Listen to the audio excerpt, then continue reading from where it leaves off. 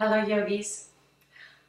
This class is going to be a level 1-2 Hatha style exploration of different hip actions in some standing poses. So we'll use a bunch of skills and drills kind of to find those actions, and then we'll bring them into the standing poses and also into a back bend. And then we'll end with a nice yummy savasana.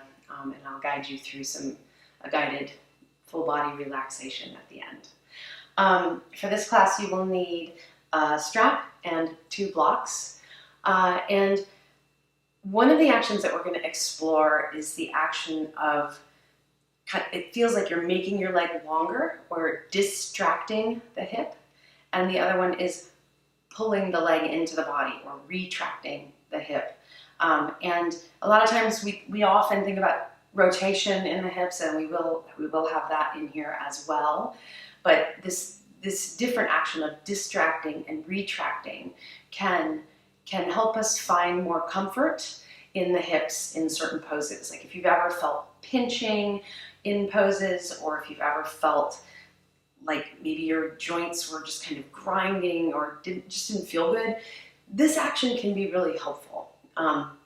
And I found a lot of relief with this action before I had my hip surgery. For those of you who have followed me for a while, I have 2 artificial hips. I got them both replaced, what is now 9 months ago, and I feel amazing. But before I had the surgery, I was in a lot of pain, and because the bones were knocking around in the joint. So if you have any arthritis in your hips, or any, perhaps you have shallow hip sockets like I did, the control within the joint can cause knocking around, or lack of control within the joint can cause knocking around and pain. And like I said, when I was in pain, the act of distracting the hip and retracting it in different poses centrated, it's a ball and socket joint. So if it's not balanced all the way across the joint, then that's what causes the knocking around and sometimes the pain, or maybe even impingement, pinching. But if you're able and skilled at engaging the muscles all the way around the joint in different ways, as needed in different poses, because it will be different for every body, every pose, perhaps even each day it can be different. But the more skilled you are at engaging the muscles all the way around the joint, the more you can kind of go, ow, okay, that doesn't feel good. What if I try distracting? What if I try retracting? What if I try rotating in a different way?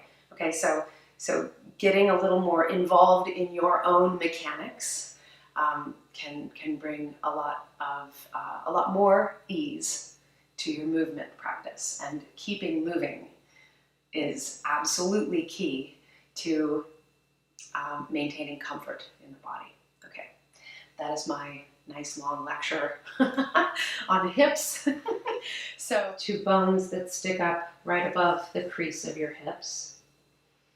And then without moving the hip points, can you engage through the left leg? Just press the back of the left leg into the floor. And then can you make your right leg longer? Can you push the foot away from your body without moving that hip point?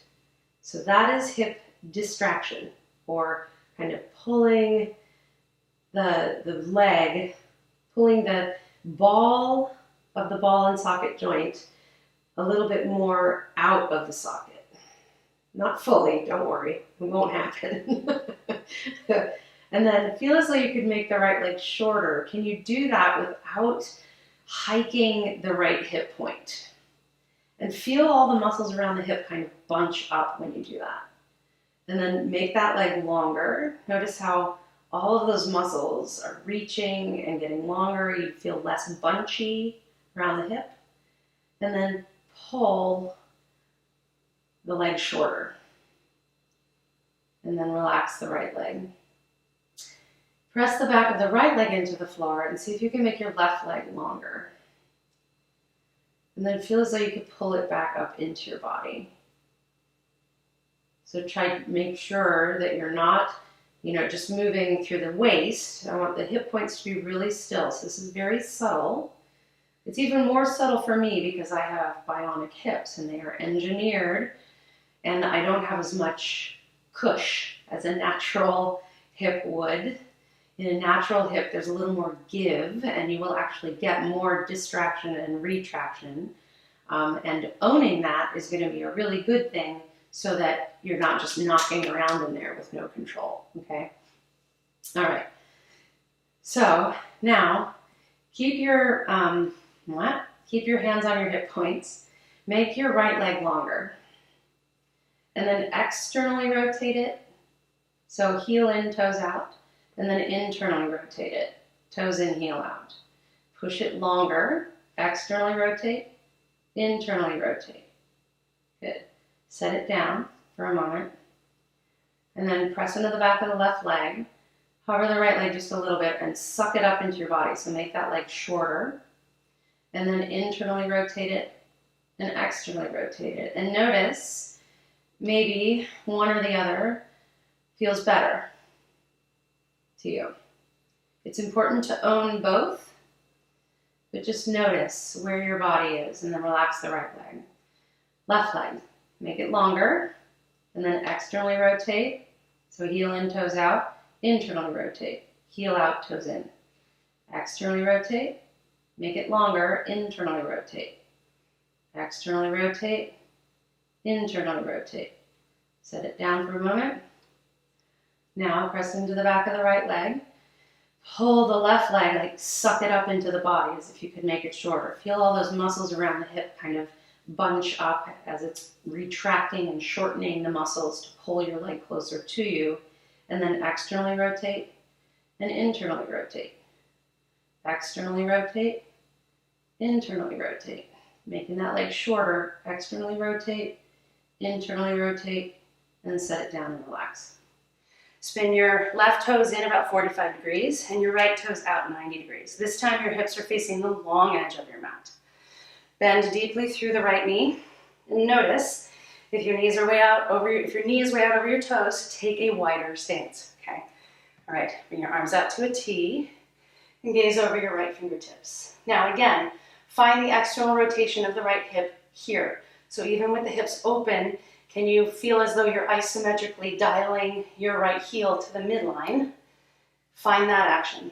Now, in this open hip pose, remember, distracting the front hip helped us to open the hips. So this time, like make the right femur bone longer. Distract the right hip, and then distract the left hip.